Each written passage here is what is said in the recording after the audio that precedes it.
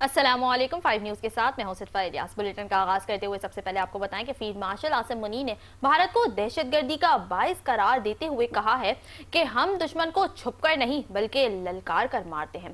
Chief of army staff और chief of defence forces field marshal Syed Asim Munir ने कौमी उलमा व मशाइख कॉन्फ्रेंस से खिताब करते हुए कहा कि रियासत तैयबा और रियासत पाकिस्तान का आपस में एक गहरा ताल्लुक है और दिफाई मुआहदा तारीखी है। फील्ड मार्शल आसिम मुनीर ने कहा कि अल्लाह ताला ने तमाम मुस्लिम ममालिक में से मुहाफिजीन हरमैन का शर्फ पाकिस्तान को अता किया है। जिस कौम ने इल्म और कौम को छोड़ा तो इंतशार और फसादुल अर्ज ने वहां जगह ली।